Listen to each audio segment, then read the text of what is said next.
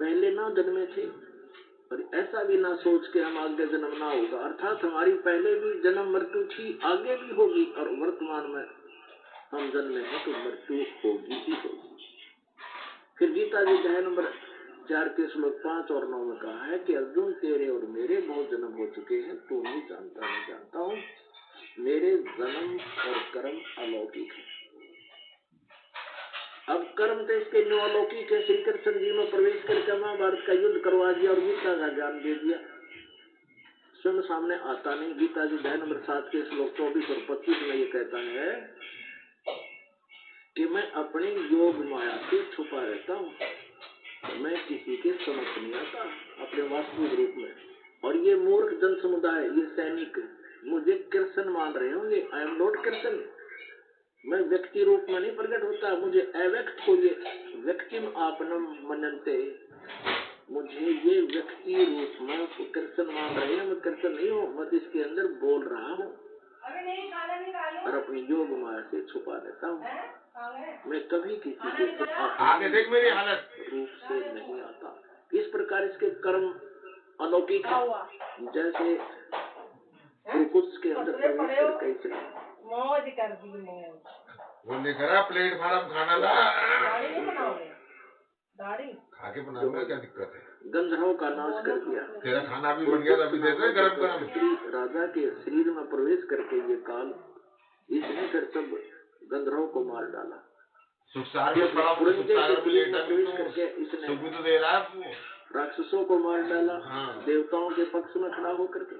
तो ऐसे इसके कर्म अलौकिक है। ये कहता मैं जन्मता मरता तो हूँ, पहले भी बहुत बार मर चुका, तू भी मैं भी, यानी अविनाशी नहीं है हम। गीता ज्ञानदाता कहता है अर्जुन तू और मैं, हमारे तो जन्म मृत्यु बहुत बार हो चुके हैं, तू नहीं जानता, मैं जानता।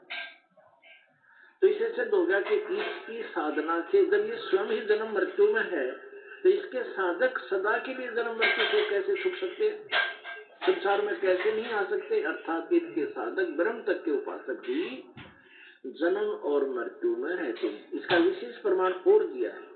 श्रीमद् भगवद गीता अध्याय नंबर 8 के श्लोक नंबर 16 में कहा है कि ब्रह्म लोक पर्यंत ये सभी लोक पुनरावृत्ति में है। पुनरावृत्ति का अर्थ है वहां गए हुए साधक भी पुनः लौटकर, पुनः क्षीण होने पर पुनः लौटकर जन्म मृत्यु में आते हैं। इसे सिद्ध हो गया कि वो फिर सदा के लिए मोक्ष नहीं प्राप्त कर सके। ब्रह्म साधक भी, सर्वपुरुष के साधक भी। कोई टाइम लगे तो बना लूं क्या, इसलिए गीता ज्ञानदाता कहता है अच्छा 15वें अध्याय के 4थे श्लोक में कि जब तक दर्शी संत प्राप्त हो जाए उसके पश्चात परमेश्वर देखो अपनी मम्मी के आदर आ गया भैया, किचन में दीवारों से अपने आप बात करने का। साधक फिर लौटकर कभी संसार में आराम से मत सिखा दियो ये बातें। और जिस परमेश्वर ने सारे ब्रह्मांडों की रचना की है और मैं भी उसी की शरण में हूँ, उसको छोड़कर किसी और की भक्ति नहीं करनी चाहिए। गीता जी अध्याय नंबर 18 के श्लोक नंबर 62 और 66 में भी यही प्रमाण किया है। क्या बड़बड़ा रही है भाई, अगर तू लड़ना चाहती तो वैसे बता। अध्याय नंबर 18 के 65 में कहा कि अर्जुन तू सर्वभाव से परमेश्वर की शरण, उसकी कृपा से तू परम शांति को, परम शांति तभी होगी जब हम जन्म मृत्यु से छुटकारा पाकर सतलोक में रहेंगे, कभी मरण नहीं होगा, वहाँ बुढ़ापा नहीं है और हमारा शरीर का मेटीरियल भी भिन्न है जिसमें कोई रोग नहीं, अनाम है और सनातन परम धाम को प्राप्त होगा। गीता जी अध्याय 18 के श्लोक नंबर 62 में गीता ज्ञानदाता अपने से अन्य उस परम अक्षर ब्रह्म की शरण में जाने को कह रहा है कि उसकी कृपा से तू परम शांति को और सनातन परम धाम को, यानी उस अमर लोक को, शाश्वतम स्थानम, शाश्वत मन कभी नष्ट न होने वाला, कभी अंत न होने वाला लोक, यानी सतलोक को प्राप्त हो जाओगे।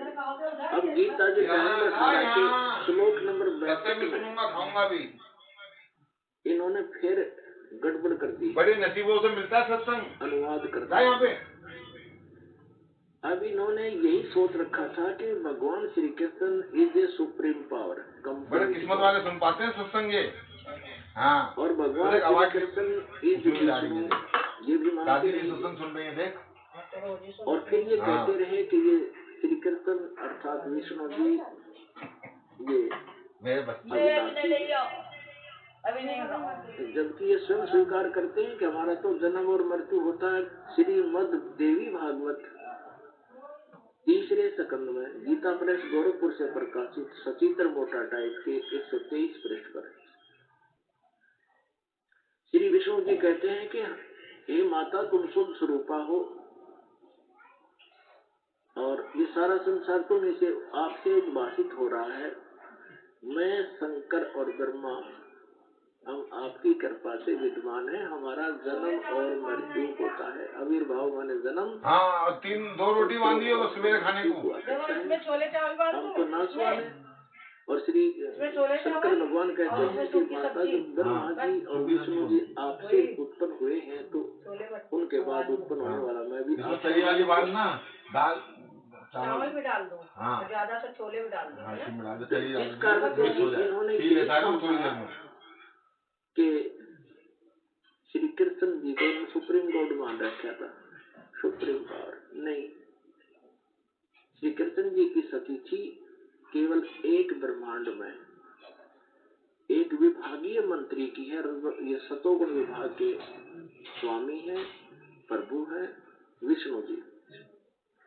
और एक ब्रह्मांड में ये 3 मंत्री एक समांतर शक्ति वाले हैं, श्री ब्रह्मा जी, श्री विष्णु जी, श्री शिव जी।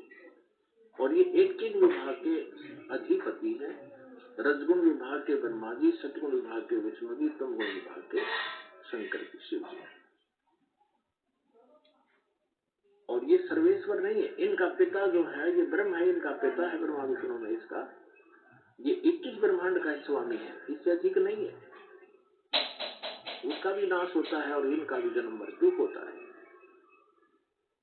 ब्रह्मा विष्णु में ही स्थित। तो गीता जी अध्याय नंबर 18 के श्लोक नंबर 66 में इन्होंने फिर गलती कर दी।